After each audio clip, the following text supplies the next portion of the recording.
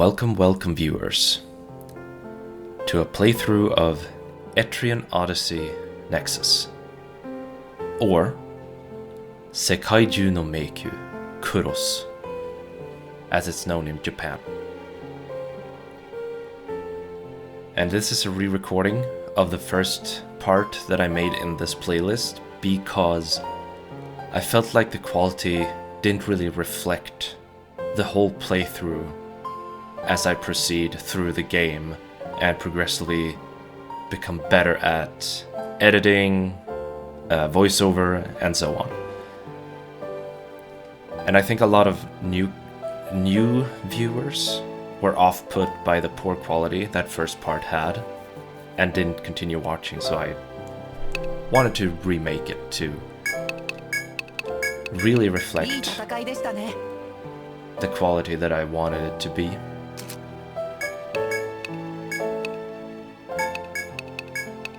Which you may still think is not good. That's entirely your opinion. I'm just trying my best here. Let me set up the options here real quick.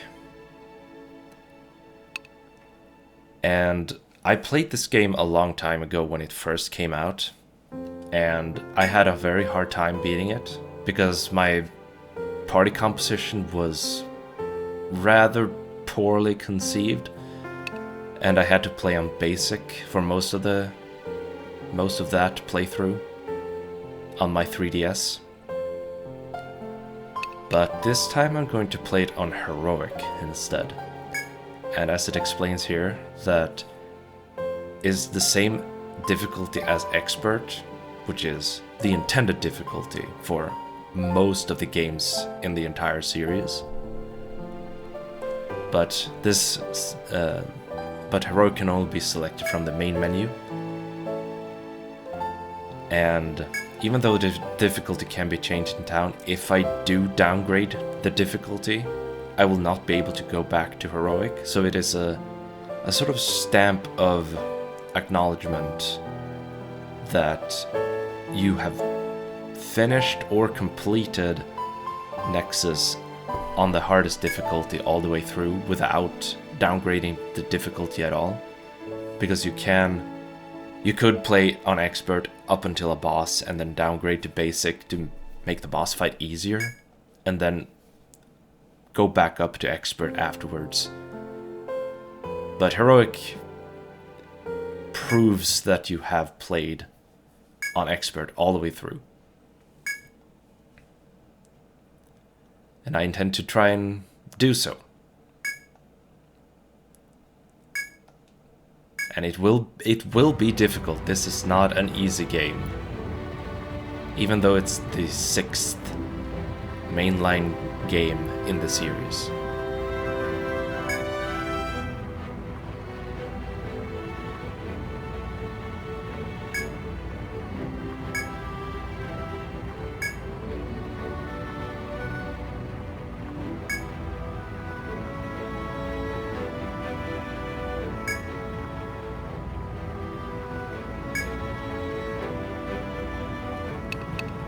Sometimes you will get multiple choices in dialogue, or some scenes have some different choices that you can pick from. Although none of them really matters in the grand scheme of things, because the story is so linear that most of the choices you pick doesn't really change much except for some responses and stuff. The outcome is usually the same either way.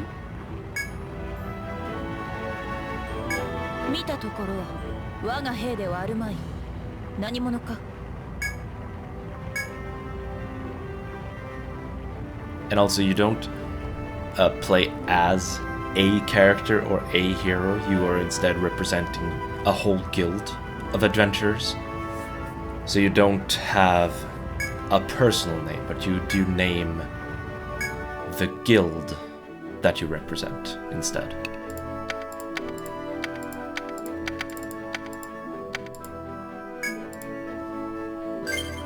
Nanji は我らが募った冒険者か。遥か東の果てにあり、多くの冒険者を輩出したというエトリア。Etria is the country from the very first game in the 四季を series. 彩る美しい樹海をいただいた北の広告ハイラガード。 Hylagard is from the second game in the 南海 series. に位置し多くの民が集う海洋都市アーモロード。 Anmarod is the city from the third game in the 名 series. 君と名高い辺境伯が治める最果ての町タルシス。 Tarshish, which is the city from the fourth game in the series. And the fourth game was the very first Etrian Odyssey I ever played out of the whole series. It was on the 3DS, the very first game that came to the 3DS, since the three mainline games, 1, 2, and 3, were on the DS instead. And I had never heard of those games until I saw the fourth game show up on the eShop of the 3DS. And got intrigued and tried it out. And apparently it was the correct choice because many veteran players, including myself now, regard the fourth game as the easiest entry in the whole series. 汝がどこから来たものにせよ。とにかくよくはせ参じてくれた。 So in that sense, I was eased into the series a bit more than those who have played chronologically through the whole series. Chronologically, it's a lot more of a steep cliff, a steep learning curve to achieve. 我らが向かう絶海の孤島レムリアは世界から隔絶された地だと聞く。周辺の海域は常に荒れ、厚い雲が島を覆うと聞いていたが、ここまでの道のり、まさに言い伝え通りであった。だが、目的地はもうすぐだ。そろそろ雲を抜けるぞ。To say the least, I've been really looking forward to this playthrough, because I really hold the series in high regard.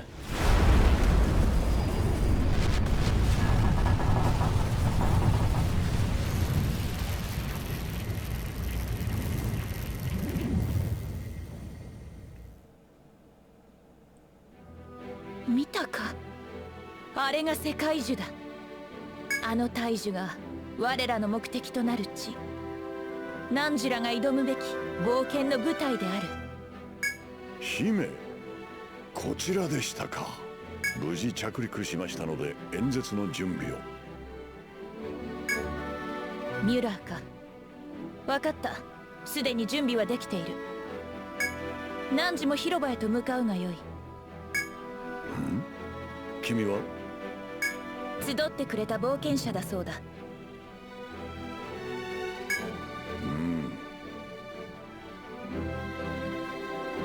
Not all dialogue is voiced either.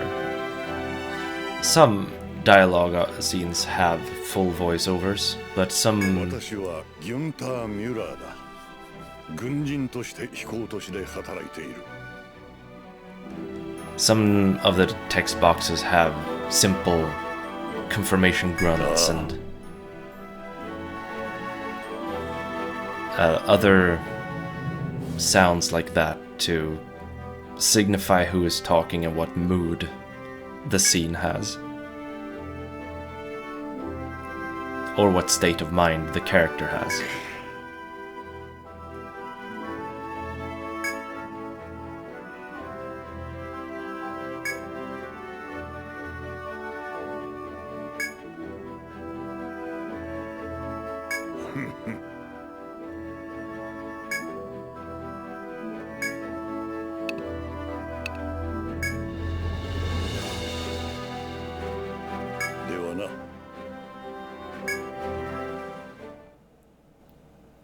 Also, Mira's voice sounds very familiar, and I will point that out later too. ハイラガード、アーモロード、タルシス。世界全土の樹海より集いし勇者たちよ。今より我らは前人未到の大地へ挑む。互いに名も知らぬ冒険者なれど未知なるものへ挑む心を持つ同志と思え。目指すは大いなる世界樹の麓、古代文明レムリアが残した伝説の秘宝。汝らの求める富や名誉、あるいは未知なる冒険そのものがそこに眠っているのだ。私はマギニア探索司令部の長ペルセフォネ・マギニアス。司令部は汝らを常に見守り、必要な援助を行うと約束しよう。冒険者たちよ、己が誇りを胸に秘め、いざ進むのだ。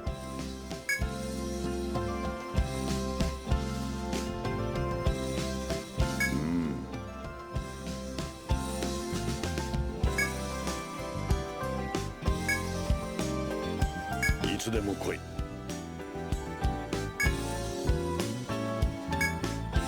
As I said, it will receive us as the Guild Master, which I pointed out earlier.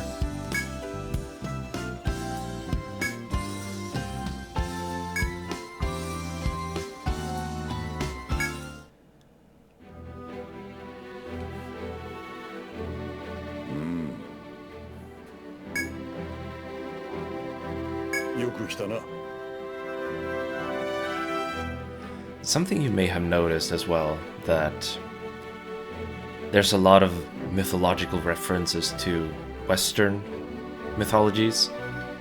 We already have the Nordic mythology with Yggdrasil, the World Tree, and so on. And you also have the name of the princess, Persephone, which is Greek mythology. And a lot of Japanese developers really like to include Western mythologies and names into their fictions because it sounds so exotic to them.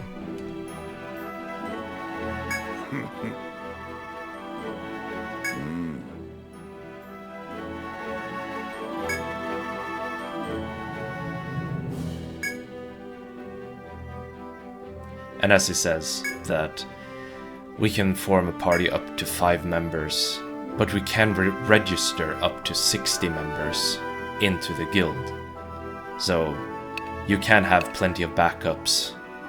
Not that there is permadeath, but if you need to swap out someone for other capabilities, other skills, if you need one party for slaying bosses and another party to gather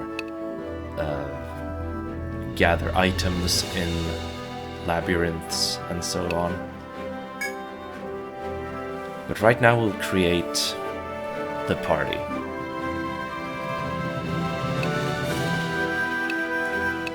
I will start with the Reaper. I also use nomenclature from the Japanese versions, as I'm used to that. Here it's called the Harbinger, but in the Japanese release it's called Reaper. So we can customize their appearances, the portraits. We can even mix portraits from other classes if we want to.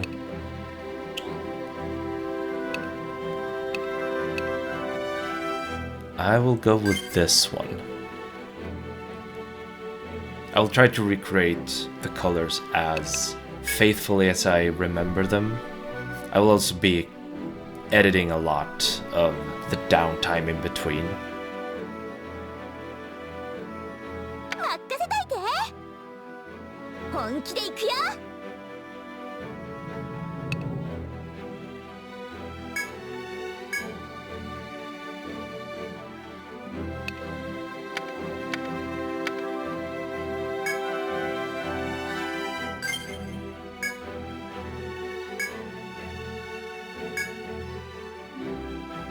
After I've added the classes, I will do a quick rundown of what their capabilities are.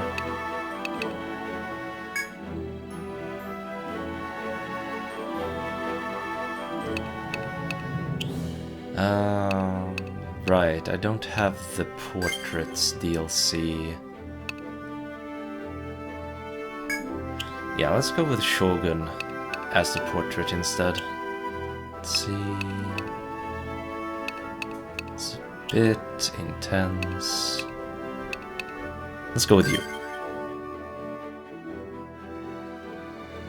解放する。支援する。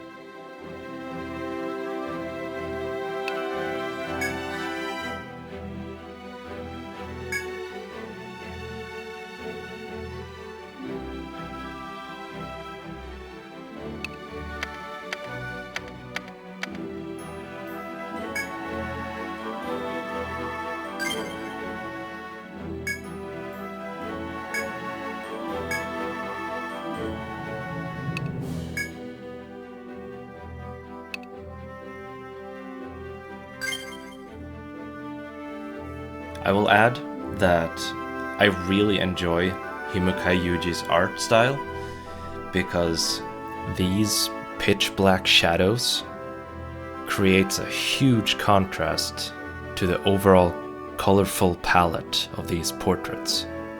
It's very eye-catching.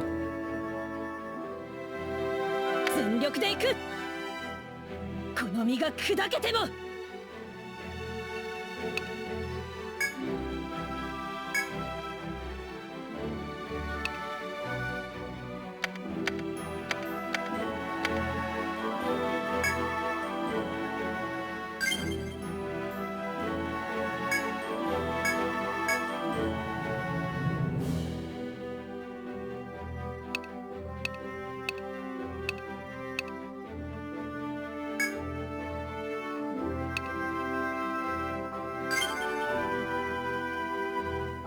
And again, you can very much see that art style here as well.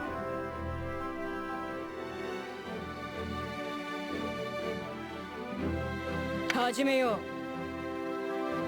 う。任せておけ。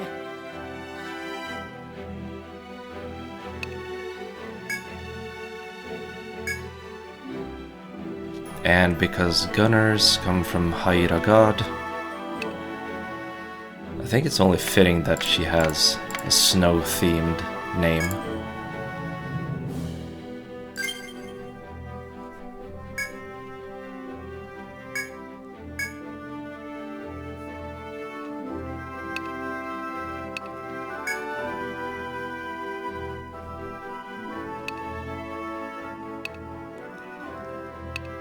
The princess has a lot of bold colors.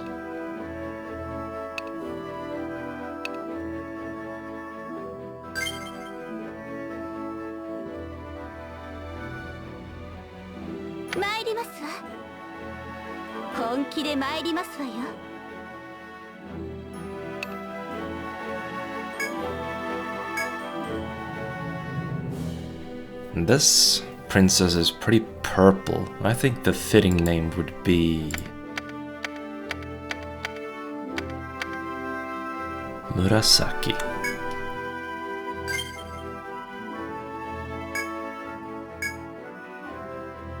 And with that we have 5 adventurers in the party. For now I don't really need to recruit anything else. And let's see, this should be enough. Oh right, something I often do nowadays after I played the second game in the series, I like to register some bulk register heroes and or any of the first classes in the list and just give them numbers. And after I have done the registration, I can steal their equipment and sell it for money, so I have a little bit of an edge, starting with more healing items and better equipment, stuff like that. So I'll spend some time to round up some heroes and take their stuff.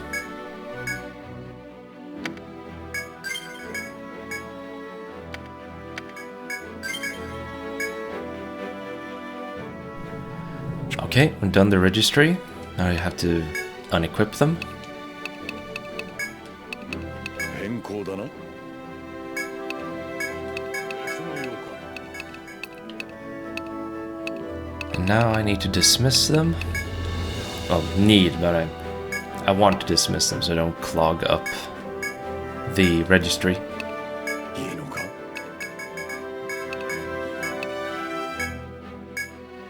他には。 Okay, now that's done. Something I didn't point out, and I really should point this out, is that this game in particular has, well, I was about to say all the classes, but that's not quite true. There are some that are left out, either being obsolete or too overpowered. But otherwise, all the classes throughout the series are gathered in this game. And Hero specifically is a new addition with this game. But otherwise, all these other classes appear in the other 5 games that predicate this.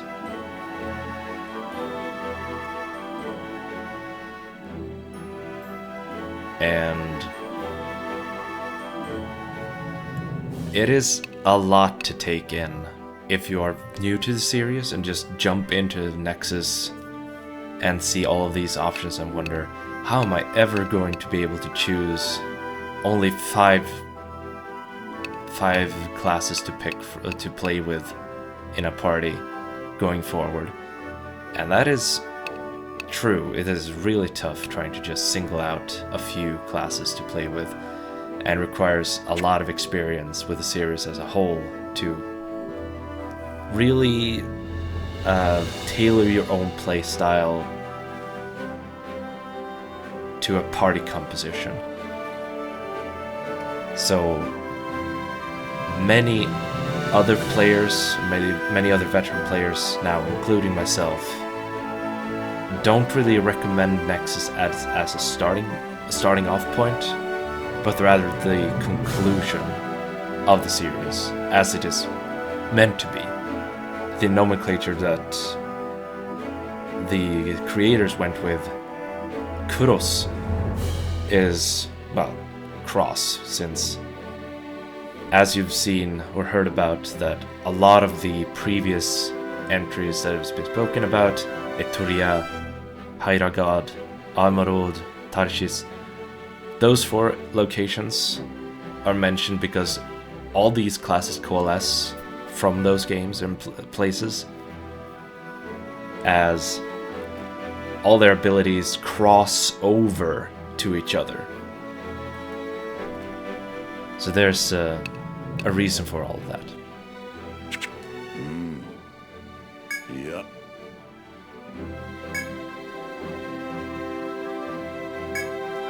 So da na.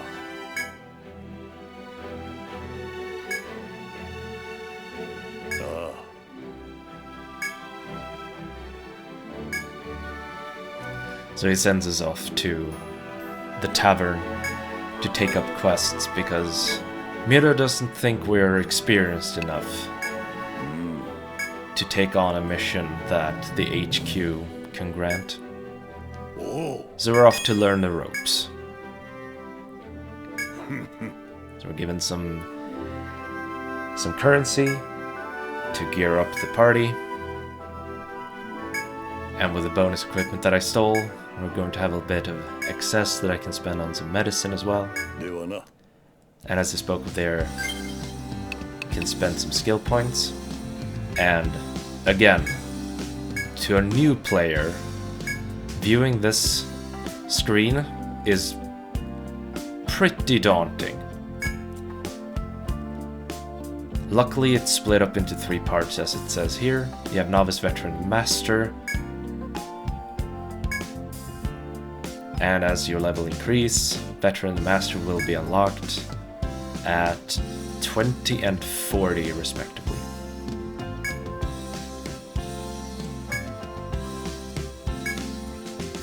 So yeah, seeing this, and this is for 1 class,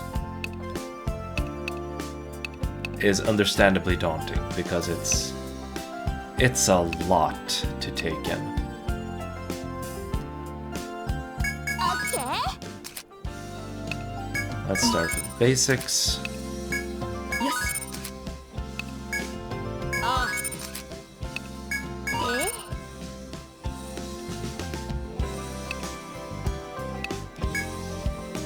Eh? Hi. Oh yeah, I should have saved that point for reinforce, but it's probably fine.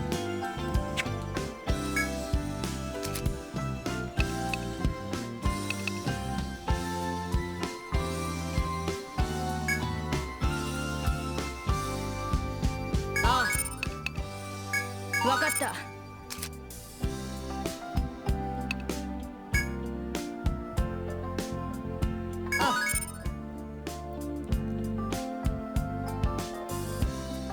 あ。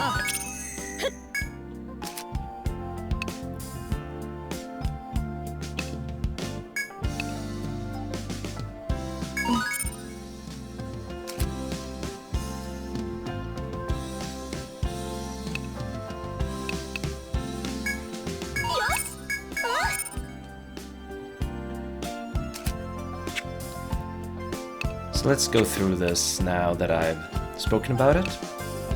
And that is how I've composed this party. So we first have the Reaper, whom specializes in debuffing and some status ailments, not as...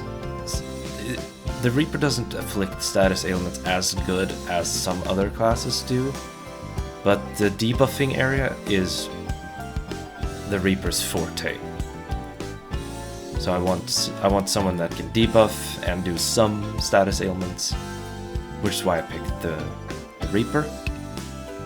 And we have the Swordman, which is a very solid frontline physical damage dealing class. Mainly uses swords to deal damage and can use their skills to a lot of various effects, such as linking skills, which follows up on other attackers' abilities and can cause lots of damage with combos, stuff like that. I won't be using the link tree at all because it is a lot of setup to make this build work. So instead I'm going for the Falcon Slash into Double Strike and into Sword Tempest route instead of Link Finale, Link Mastery and all of that. It's a little easier to deal with Double Strike and Sword Tempest. They're more on-demand abilities rather than linking. And the Paladin will be, as the portrait suggests, the tank of the party, with access to damage negation abilities or mitigating abilities, and taunts, can reduce elemental damage. The downside with the Protector or the Paladin is their lack of versatility. They are very locked in on defensive abilities, and they only mitigate some damage types at a time. They can't, until much later, they can't really deal with multiple damage types. So you need to be very careful with how you commit to some defensive options, either only physical defense or only magical defense for one round, and so on, until much later. And the Gunner is a ranged damage dealing class, specializing in dealing lots of damage at range with their sniping abilities, as well as binding limbs, which I will explain more in detail later on. But yeah, ranged damage dealing, not very difficult to grasp. Stays mostly in the backline, very squishy, can't take a lot of damage, so you have to protect the Gunner very carefully. which I certainly will do throughout the whole playthrough. And the princess is mainly a buffer, gives orders to buff and give magical properties to weapons. And the princess is very specialized, like I said, in buffing, but they can heal indirectly and directly with their orders as long as you have certain abilities such as reinforce. So whenever you buff an ally, they gain health back. But it requires you to have 2 points in guard order and then put 1 point in reinforce, so I have to acquire this at a later time. But yeah, this is a healer slash buffer. So you have a pretty well-rounded party with a little bit of inconsistency when it comes to status ailments for now. But yeah, that's the whole set. Let's go to the tavern first and get some quests. And meet. おや、初めて見る顔だね。お客さん、この店は初めて？ようこそクワシルの酒場へ。僕はね、クワシルって言うんだ。いわゆるこの酒場の店長だね。クワさんって呼んでいいよ。I really like Kvasir. He has a fantastic personality. お客さんは新米冒険者かな？なかなかいい目をしてるね。え、僕もだって？僕のは老眼だよ。だ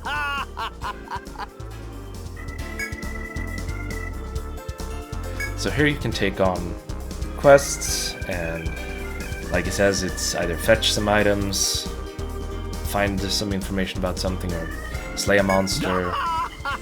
いやいやいや、冗談冗談。 And he usually interjects with a joke here and there.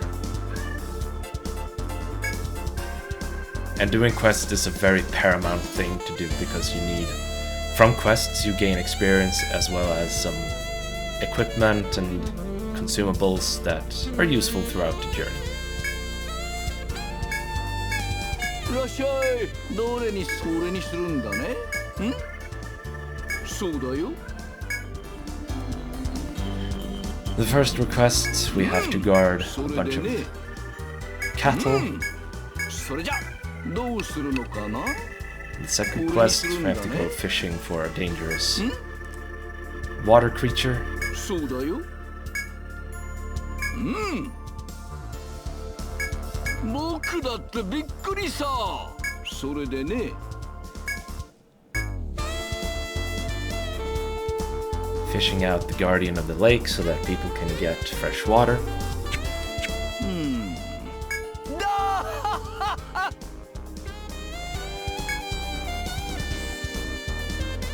しっかりね。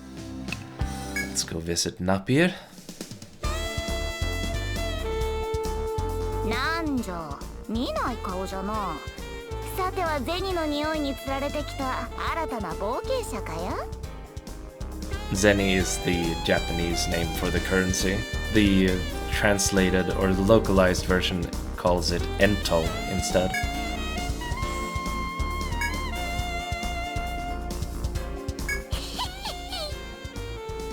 But yeah, this is the shop. We can purchase equipment, stock up on consumables, everything that an adventurer might need. Let's tell me about some functionalities. And Napier speaks in a very, very old-fashioned way, which usually contributes to perception of slyness, old wisdom, things like that. She's like a sly old fox, you could say. Let's start with some armor. Paladin will need a shield for their abilities.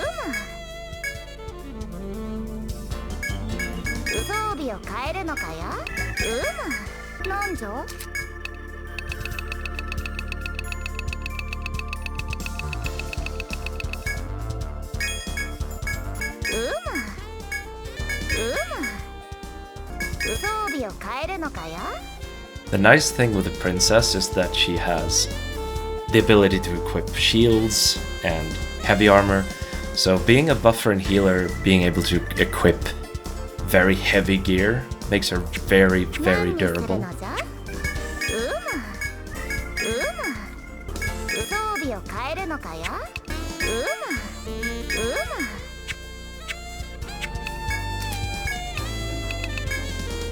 取引整理なんじゃ?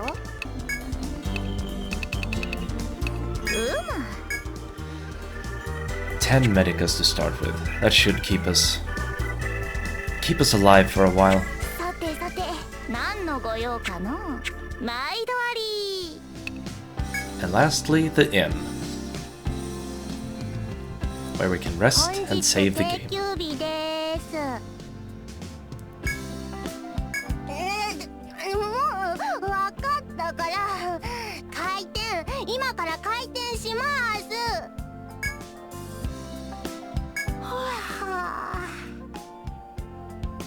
And this listless girl will help saving our progress and letting us rest to recover health and TP. なんだよ。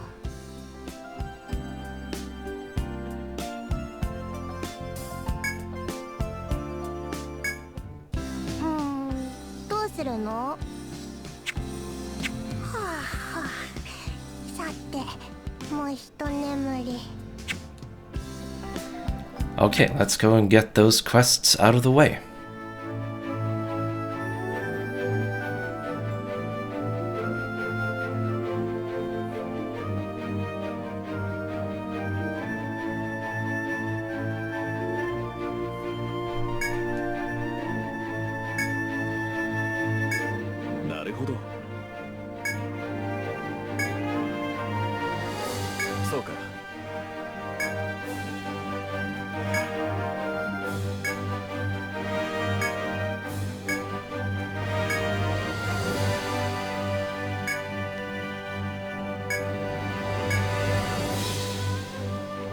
So yeah, we have an overworld where we can choose to go. For now, we only have a handful of places to go, but later on we'll have more places to visit, with a bit more leniency.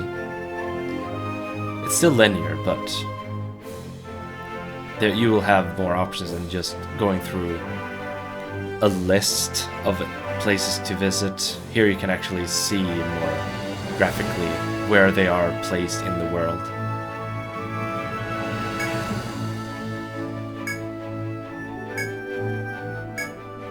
Starting with the lake. And I can summarize it as you start to fish for the guardian of the lake and you struggle to pull it out of the water, and you will see, as you see here, first you will witness a bird being attacked by the guardian to sell the idea that it is a dangerous species. And there's no battle or anything. It will just have some illusion of choice here. None of these choices really matters. And eventually it will start pulling on the rod.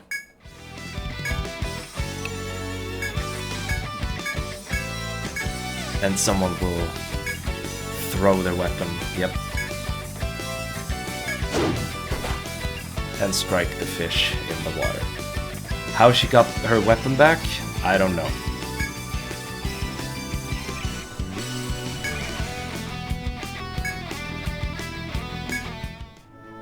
Maybe the fish was close enough to the shore that she could throw the weapon and then safely wade into the water and just get the weapon back.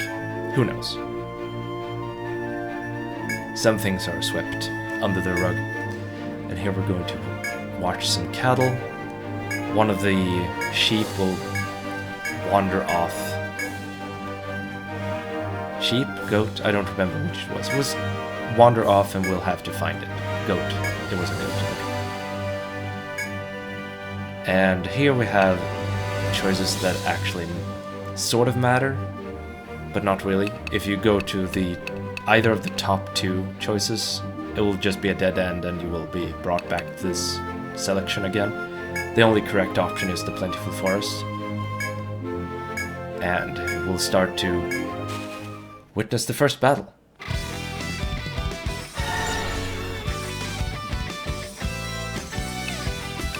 And here you have the battle screen, and it's a very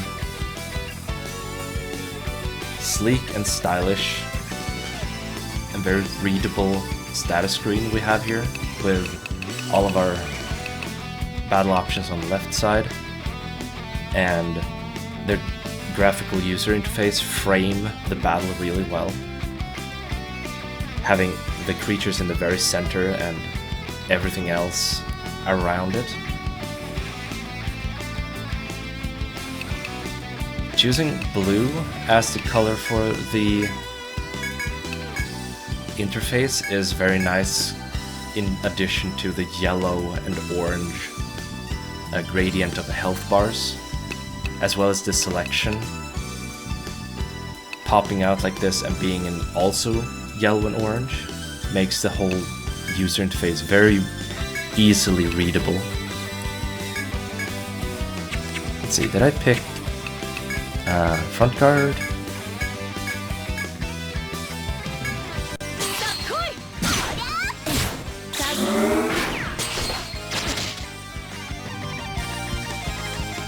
And part why I say this game is difficult, because each battle can be very, very deadly if you don't have certain abilities, either damage mitigation or locking down enemies with status ailments and binds. And right now, Reina is protecting our party on the front line with the front guard, so that enemies deal less physical damage to the front line.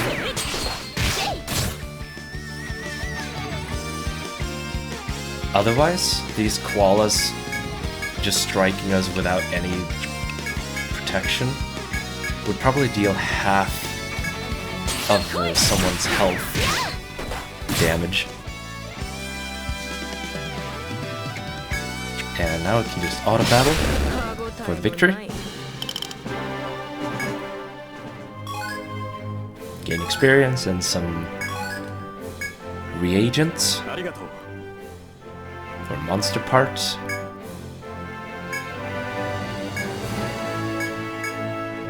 And so we're done with both quests.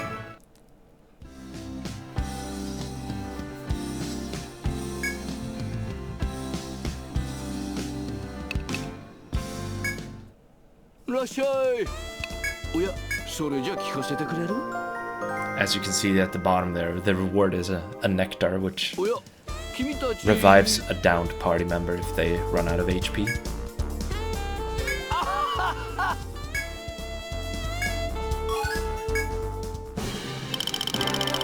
Gain some experience. And the next report will gain us a level. Teriyaka bee is good to have. Ah yeah, it's a tigerfish. Carnivorous species.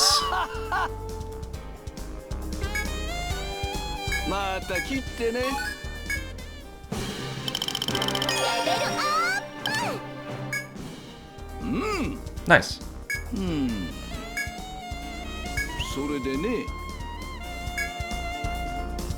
Now we're going to look for a missing medic out in the plentiful forest. And getting some currency as a reward.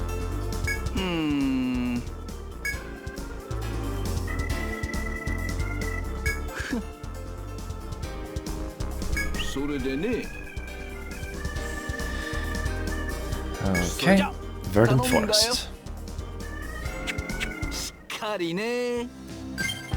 We can use a medica right now.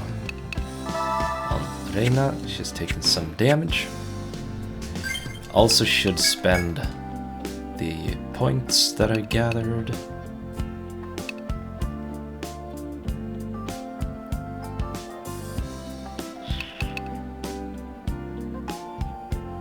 Let's go with eroding.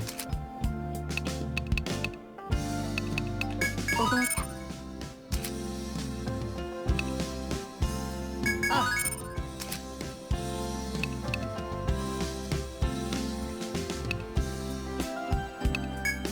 よし。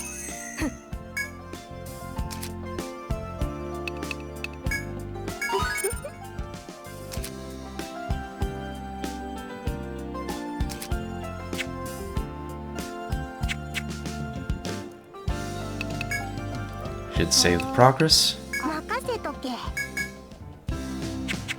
てらっしゃい。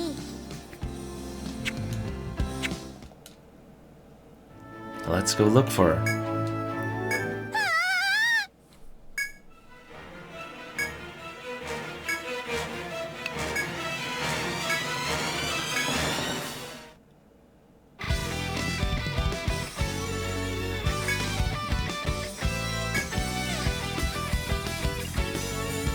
Now explaining the force gauge.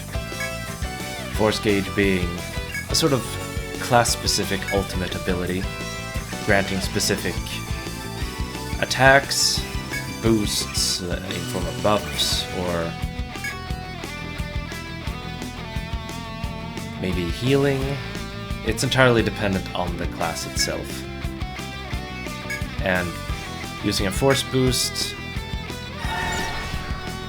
will grant some temporary benefits, and using a force boost only depletes the force gauge, and as you battle, the force gauge will continue to fill up again. But if you break the force gauge and use your ultimate class ability, you won't be able to use force break or force boosting again until you return to town. So there's a trade-off for using these abilities. And these muscle flies can deal a lot of damage very suddenly. They're pretty strong physical abilities. Yeah, mitigating that, if I didn't mitigate that with front guard, Reina would have been downed. Even as a physical tank, she can only take so much damage at the beginning. Let's see, we can use Falcon Slash, deal a bit more damage.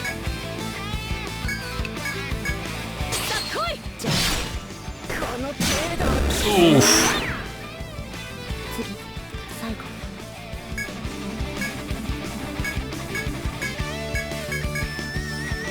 I think she should defend. Yuki had taken some damage previously too.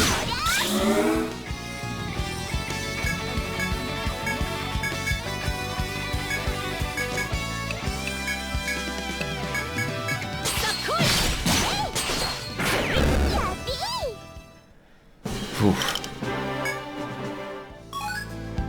Like I said, battles are pretty deadly.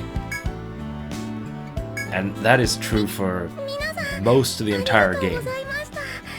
Until you come to a point where you have confidence in a lot of your abilities to either inflict status ailments or protect your party enough that you don't really feel threatened. Of course, there are some situations where you might get ambushed and then have to scramble to save your party from being defeated.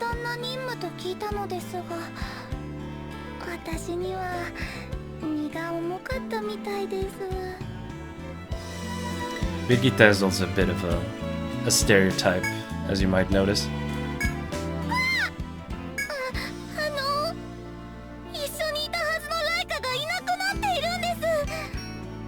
Of course, stereotypes aren't bad in themselves.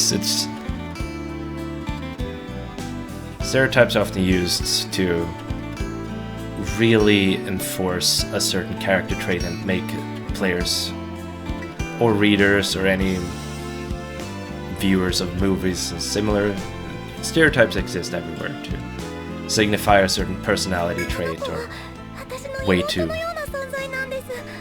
speak or their way of thinking.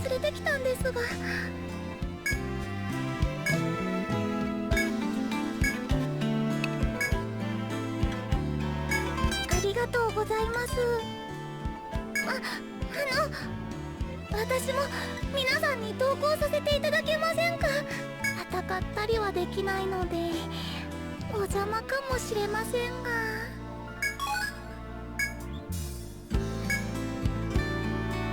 As it says here, having her accompanying us will let her heal our party's health after battle, working the same as a medic ability that I can't really think of what its name was, but after each random battle, the party is healed for a certain amount. 行きましょう。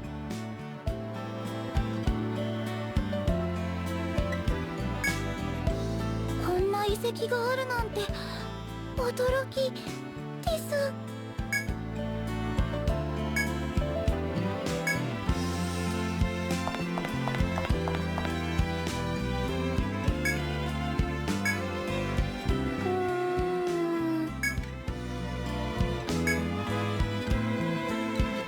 And now we are into the meat of the game, when you explore labyrinths and find your way forward. It will be mostly based on corridors like this with twists and turns, occasional random battles, and you will now receive the second part of the core of the game. これどうぞ。 We should zoom out here. You show the map as well.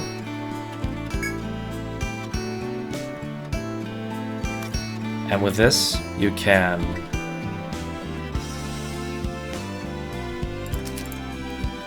paint out an area and place icons to show certain place. I don't remember exactly where this entrance was. Maybe it was like this. And help you navigate, make some notes, and show where certain events are, stuff like that. It's very important to keep your maps up to date.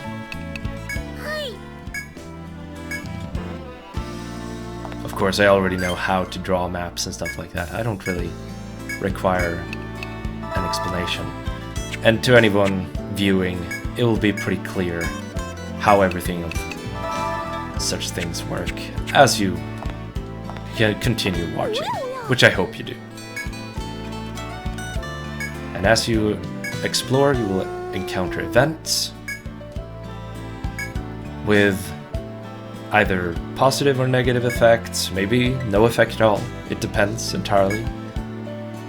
But they're all predetermined, and some outcomes have some outcomes are better or worse depending on your choices.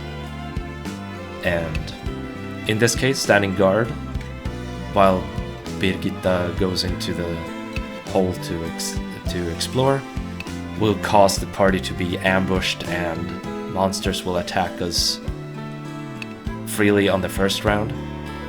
But if we offer to go in her place, we will instead be able to ambush the monsters instead. So there's an objective positive outcome in this case.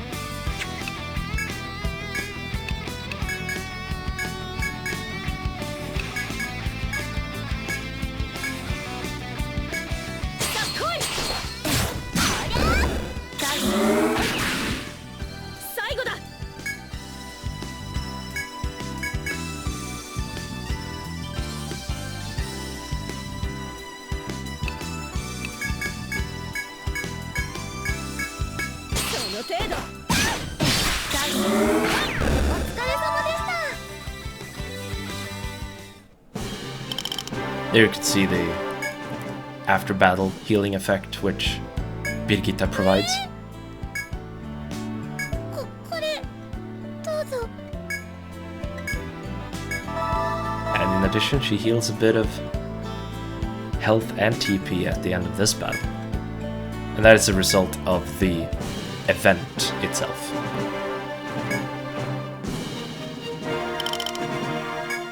And doing events is important too, because you gain experience from those as well. And you will want experience. So you will be searching for these events wherever you go. 気をつけてくださいね。 Now it's time to talk about the binding abilities, because this spraying skunk has an ability to spray a poison cloud over your party, and to prevent it you can bind its legs, which I will attempt to do here. Actually, you can attack.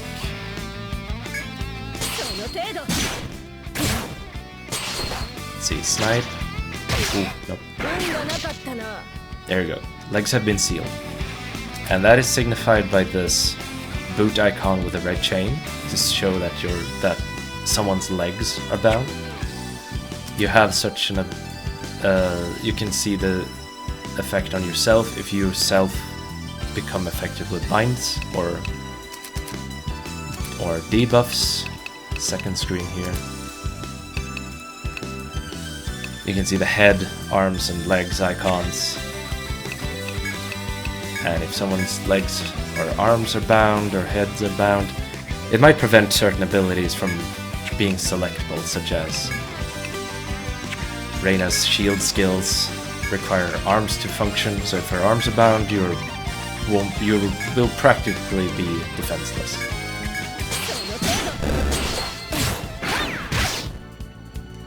So it's important to treat your own binds while inflicting binds on your enemies.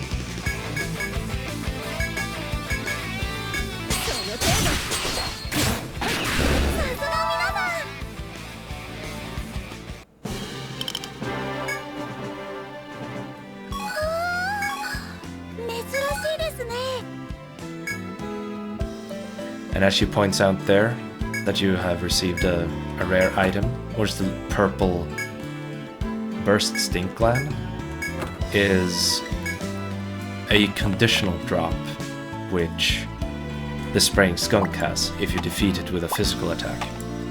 So it teaches you that some enemies have certain conditions where they will drop certain monster parts that can be useful to you in some ways. Let's go all out attacking.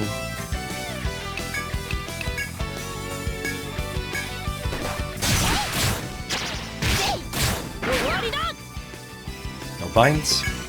Of course, binding is not guaranteed. It's a percentage chance of happening. And poison is really dangerous. You see Reyna losing 40 health. Luckily, poison doesn't persist after battle, so as long as you finish, you won't take more poison damage and it'll be automatically cured when you exit battle. As you can see, no more poison. But being inflicted during battle is very, very, very deadly. So you want to treat it as soon as possible, which is why I put medic bullet on Yuki, 1 point, so that she can treat low health and status ailments for now.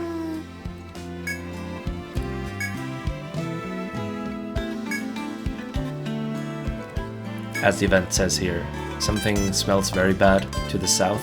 Some events have like a warning sign. In this case, it says, oh, it's something smells bad. You can probably participate.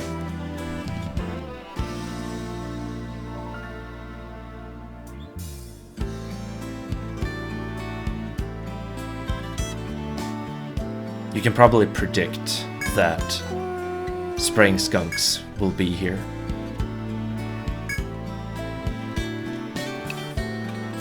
And in this case, we have 2 real options and 1 non-option. The abandoning this investigation will just let you step back and try this event again at a later time.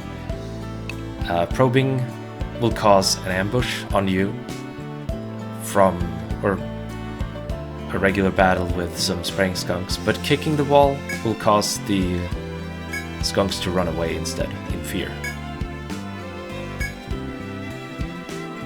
And the smell lessens in severity as they run away. Right? Free experience without having to battle. It's pretty nice.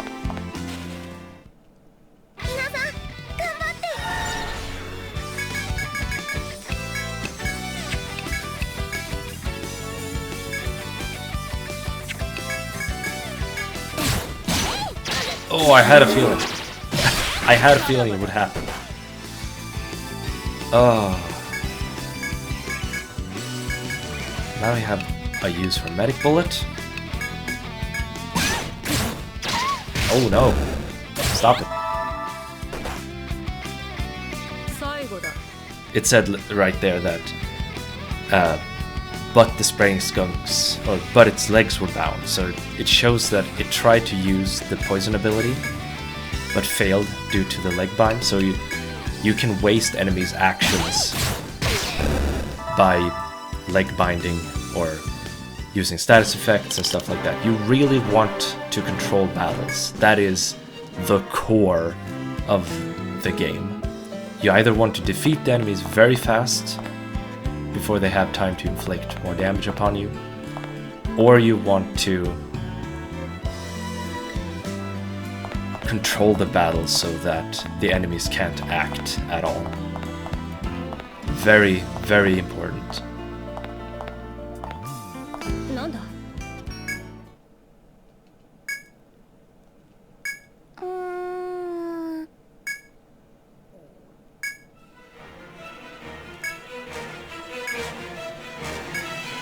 Now we have to fight an airwolf. Some events can't let you choose something, you will be forced into battles. You have to be prepared for that, so remember to keep your party's health pretty high, if not topped off at all times. Let's see, try paralyzing it.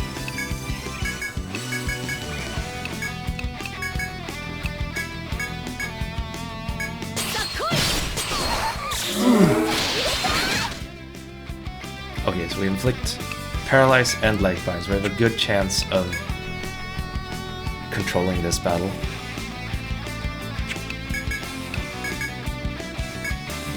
But paralyzing and leg binding is not guaranteed to stop the wolf from attacking. So I will be playing a bit defensively with Yuki. Well, legs have been sealed. Okay, try to use a leg ability.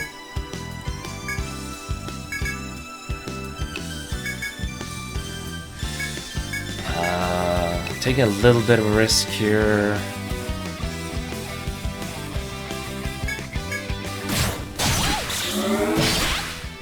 That's legs been sealed. And you saw the model of the wolf jitter very suddenly, and that is often a signifier that some effect had dissipated, which in this case was the leg bind.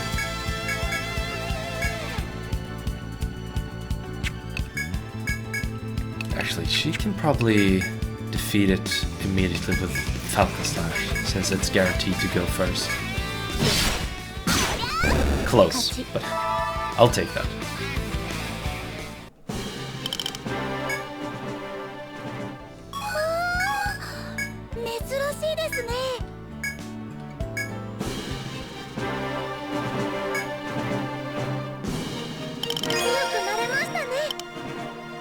Nice.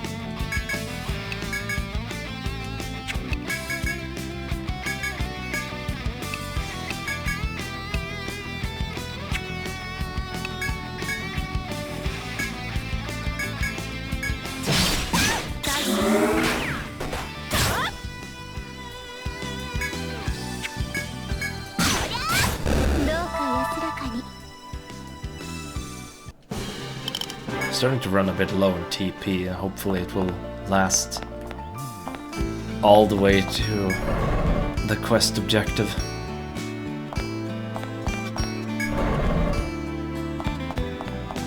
Oh, it's just one step away.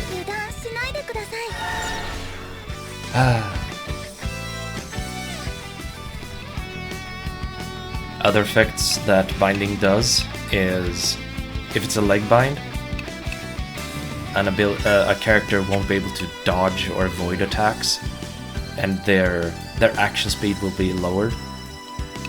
Arm binding causes physical attacks to be, or arm-based abilities, I should say, arm-based abilities to fail, and decreases your attack, the damage dealt that your attacks do.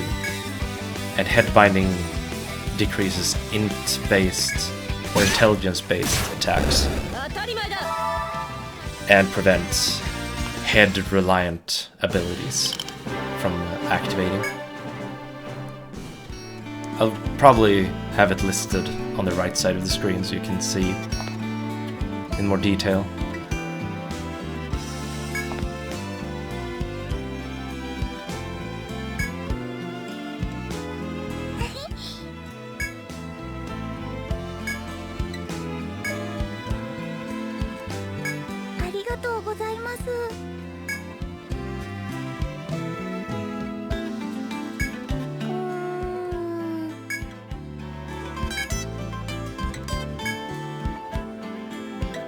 Alright, and the game automatically turns you backwards.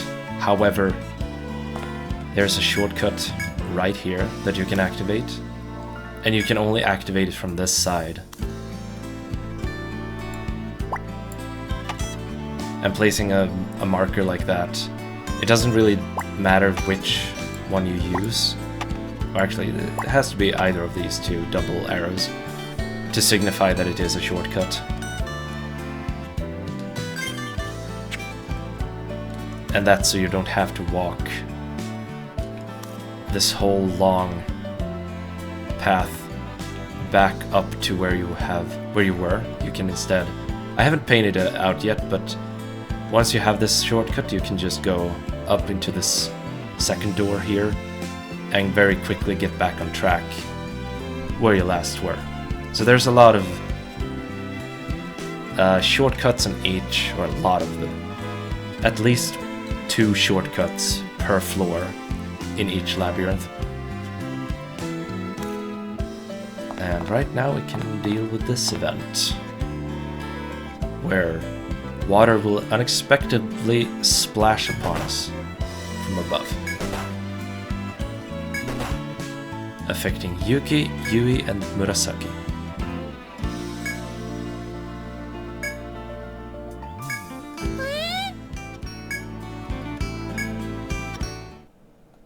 The water smells horrible.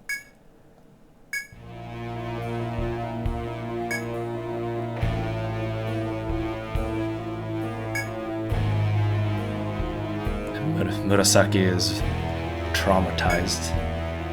Understandable since she is a princess. Yeah, there goes the rest of the TP.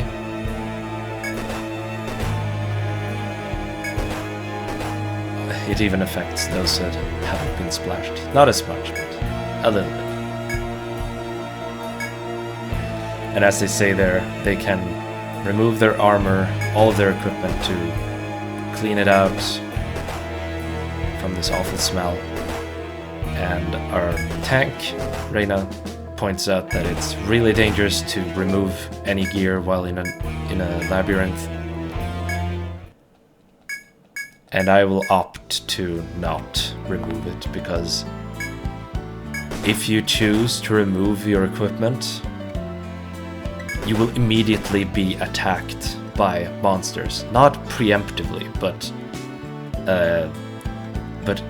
in a parity. So you will start a battle with 3 characters completely unequipped, and it's very likely you will wipe from those types of battles.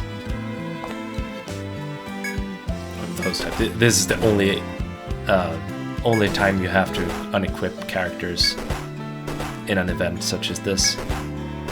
So it's a very, what should I say? Is it a beginner's trap? It's kind of a beginner's trap. To show that you should never let your guard down for a second or leave yourself vulnerable. And it's quite cruel, in my opinion. It's quite a cruel lesson to put on any newcomers to the series. I don't know if I can escape in time. There is an event to recover everything, but since this is a recreation of the first time of the first part that I made, I should follow the script a bit and not go up there, because I went in the wrong direction the first time, and as such missed out on the event and had to heal with items. So I opted to go for that event at a later stage instead. Oh yeah, I should probably... She's the only one with TP. This is a really dangerous situation.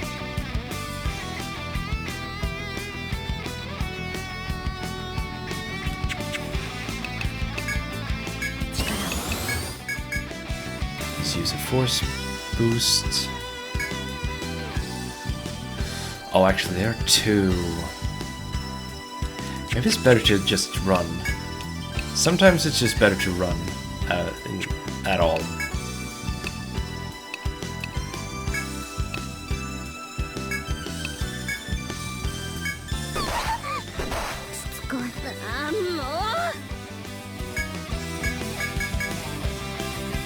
Someone should heal still.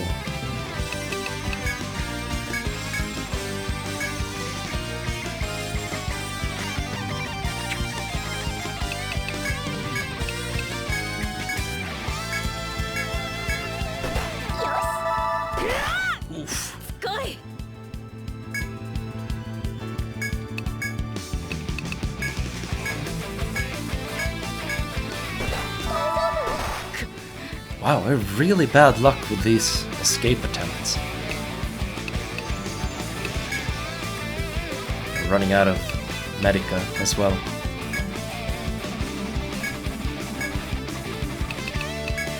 Oh, she doesn't have... yeah, right. She doesn't have TP. Oh, okay. Are you serious?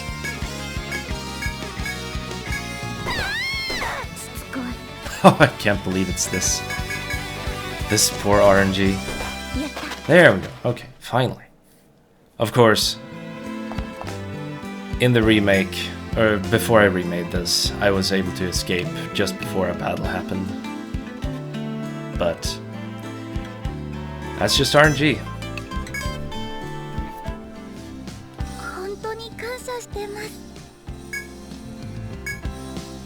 I just, again, to show that these battles are very deadly if you don't have your abilities at hand. Just proof in the pudding. And just for consistency, I'm going to use a nectar so that everyone's alive. We can report this quest so that everybody gets experience. それじゃ聞かせてくれる？いやあ、君たち受け取ってよ。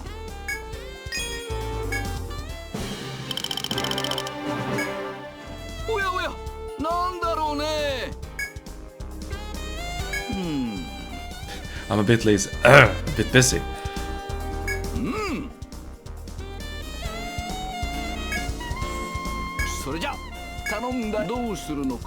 Alright, now we can go to the HQ.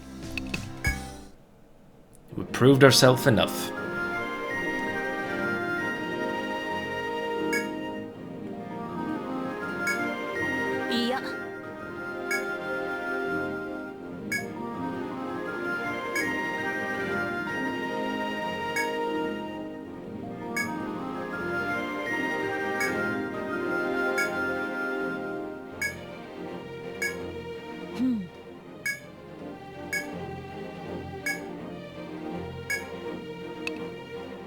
あ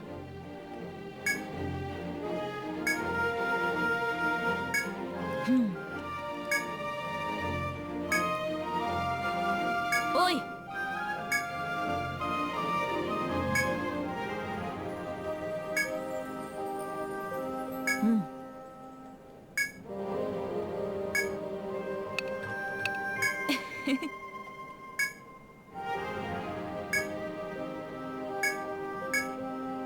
何か用かやってくれるのか Accept the mission.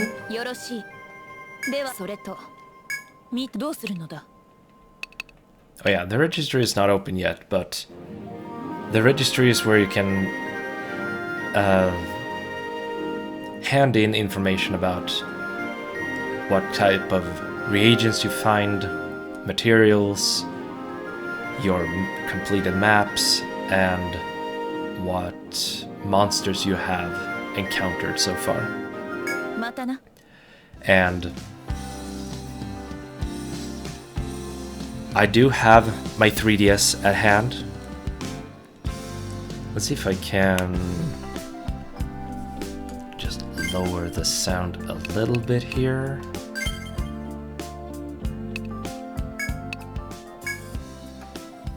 Just to make absolutely sure.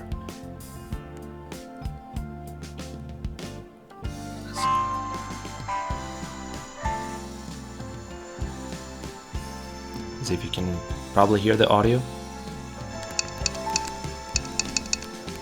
Moving about the menu. I also throw up an image on the screen or something to show off that I have maps on my 3DS that I go off of my own maps that I've painted previously so that I don't get lost.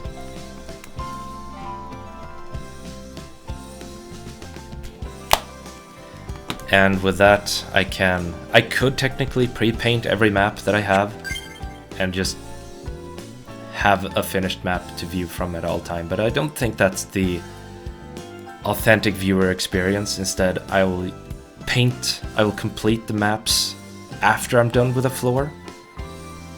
So once I'm done with the Eastern Shrine first floor, I can get in here and paint out everything as I need it, so that I don't spoil the adventure for anyone else.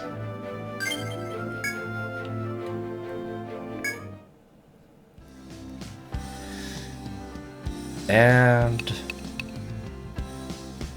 I think that's it. Like sell stuff.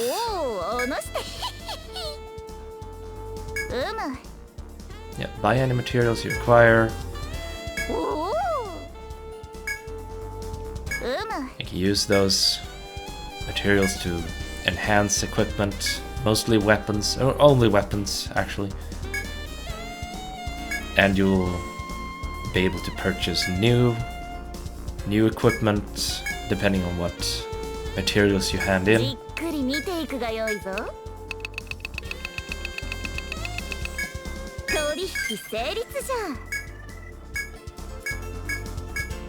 Yep, a lot of new stuff that's available to us.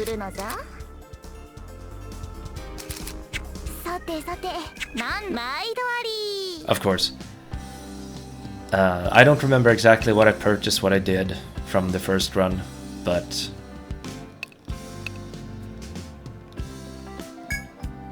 I'll just leave it as it is.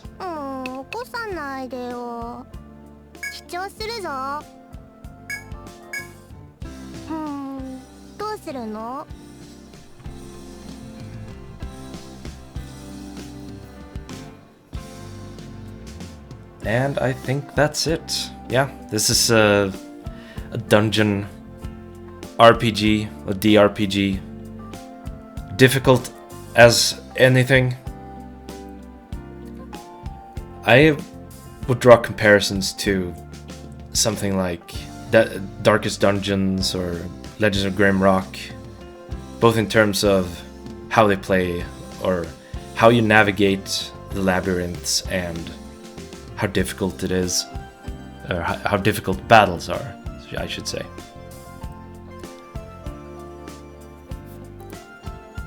Now you get the gist of how this game works, and hopefully you will keep watching through this playlist and enjoy the few moments of exasperations or thrill that can show up.